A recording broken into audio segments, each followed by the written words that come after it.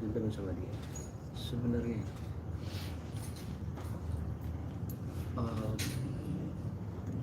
apalagi dibilang, saya jujur selama hidup saya itu baru dibilang pelit sama satu orang, itu istri saya sendiri. Saya juga sampai bingung, saya nggak pernah dibilang pelit sama orang seumur hidup saya. Kalau saya pelit, bagaimana mungkin saya menafkahi keluarga dia? Tanggungannya itu ada di saya. Adiknya kita pekerjakan di sini. Adik yang satu lagi juga saya menyiasati untuk buat YouTube tanpa saya mengambil uang sama sekali. Saya lebih kayak menghidupkan, ayo berarti orang tuanya pun tiap bulan saya kasih melebihi dengan orang tua saya. Kalau kalian mau tahu semua di sini, uang saya itu masuk perusahaan, tapi uangnya Paula itu punya dia. Saya nggak ambil satu rupiah pun uangnya. Saya digaji dari perusahaan Paula, tanpa saya kasih tahu kalian jumlahnya berapa, dan tidak sedikit. Jadi hasil kerja saya itu masuk perusahaan Paula.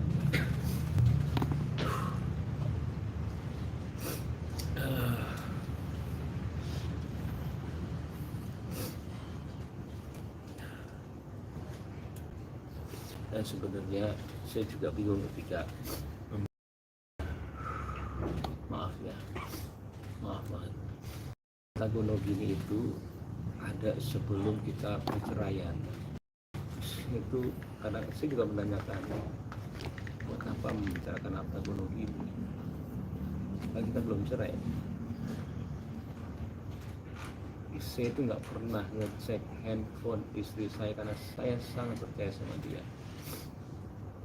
Sekalipun saya nggak pernah, ketika ada berita itu ada yang datangnya dari asisten pribadinya, saya nggak ngecek, ya maaf,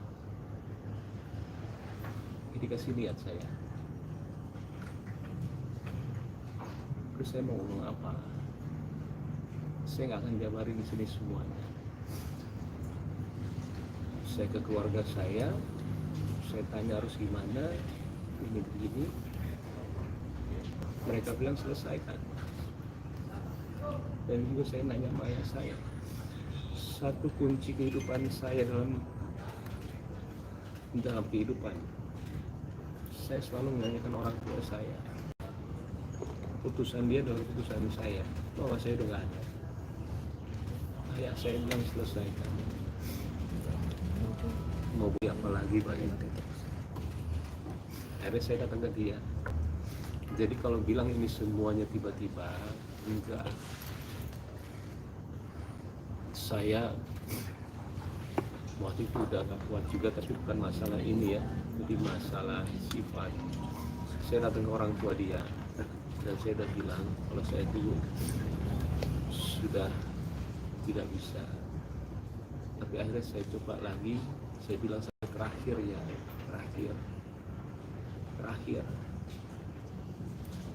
Ya setelah terakhir itu tiba-tiba ya kayak begini.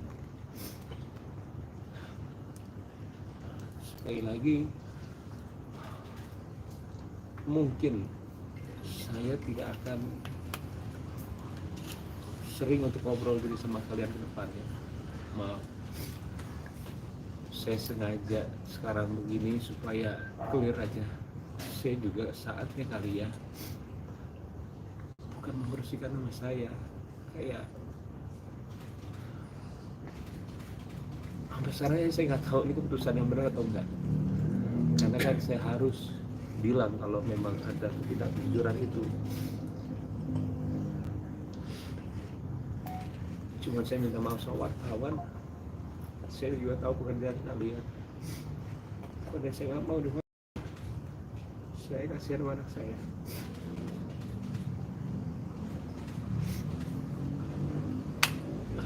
Terus saya berhenti sih. Ya, jadi pada intinya itu apa yang dikatakan Mbak Emil itu berjalan sudah hampir setahun yang lalu. Jadi tepatnya November 2023 hitung awal dan sudah dikembalikan, disampaikan, dibicarakan dan sebagainya. Materinya tidak perlu saya sampaikan, yang penting bahwa di sini ada problem yang luar biasa sehingga seorang suami mengambil sikap mengajukan permohonan cerai talak di pengadilan agama. Saya pikir intisarinya seperti itu. Permohonannya ada 26 item alasan-alasan yang disampaikan oleh Muhammad Ibrahim alias Mbak Imbo. Seperti itu ya, rekan-rekan. Iya, paling itu aja ya. Saya mungkin tidak mau ada pertanyaan, maaf banget. Untuk nama yang barusan disebutkan itu sudah terdaftar di Kepaniteraan Pengadilan Agama Jakarta Selatan baru saja ya. Kalau tadi ada pagi yang minta informasi itu belum ada. Nah sekarang sudah terdaftar di Kepaniteraan Pengadilan Agama Jakarta Selatan tanggal surat gugatannya tanggal 7 Oktober tapi baru terdaftar tanggal 8 Oktober 2024 hari ini. Yang mengajukan adalah Muhammad Ibrahim.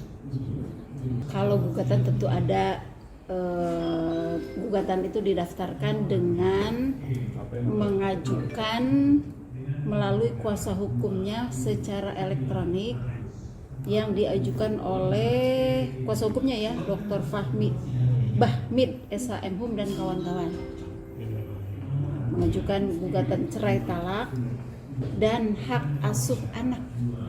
Jadi pemohon, kalau cerai talak itu adalah pemohon mengajukan permohonan untuk diberi izin mengikrarkan talak terhadap istrinya. Itu gugatan yang pertamanya. Yang keduanya adalah pemohon meminta kepada pengadilan agar ditunjuk sebagai pengasuh dan pemelihara dari anaknya tersebut agar berada di dalam asuhan dari pemohon. Itu isinya, anaknya dua-duanya. Yang terdaftar di Kepaniteraan Pengadilan Agama Jakarta Selatan untuk perkara tersebut hanya untuk minta diberi izin cerai serta minta ditunjuk atau ditunjuk sebagai pengasuh dari 2 orang anak pemohon dengan termohon tersebut. Selain itu nggak ada.